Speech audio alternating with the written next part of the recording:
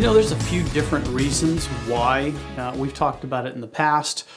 Some contractors pay their teams by the square versus by the hour. Those are some cost-driven things. If you pay them by the piece, the incentive is to go fast. It's going to drive their costs down. If you pay them by the hour, the incentive is to go slow, put the roof on right. But there are some other things that can make the bid seem lower when they're really not. Let's say we get to a roof and this roof has, the deck is bad. And let me explain what the deck is. So the way a roof is put together, you have the trusses, and then you typically have plywood, and then you have the paper, and then shingles go on top. Some of these older homes don't have plywood. They may have old shiplap or tongue and groove or just straight boards.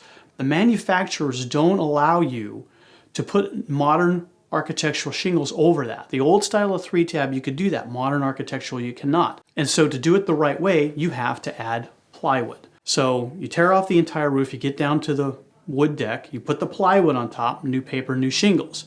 A lot of contractors don't put the cost of that plywood in their bid. What they say is, here's the cost to tear off the roof and put the new roof on. They don't give you that plywood cost. So our bid looks like it's $3,000, $4,000, $5,000 more. That's because we're including everything that needs to be done rather than tearing off the roof, getting the contract all signed, getting it all working, and then mid-process after you tear it off, calling the homeowner and go, oh, by the way, we need to add plywood to your roof and here's that additional cost. And so the homeowner is blindsided by this $2,000, $3,000, $4,000, $5,000 change order that the roofer really knew about before he even started the job, but it's their way of sneaking the lower bid in and then getting you on the backside. We want to let you know what your cost is going to be. If we get to a roof and we know that there are leaks, we know there's going to be rot, we're going to have to pull that out. That's why we do an attic inspection. See everything that we can. We may miss things, but we're going to do our best at seeing everything. We can give you an idea of a percentage. You know what? I know we have to replace some plywood. 20%, 30%. 40% of plywood. We want to give you that cost up front.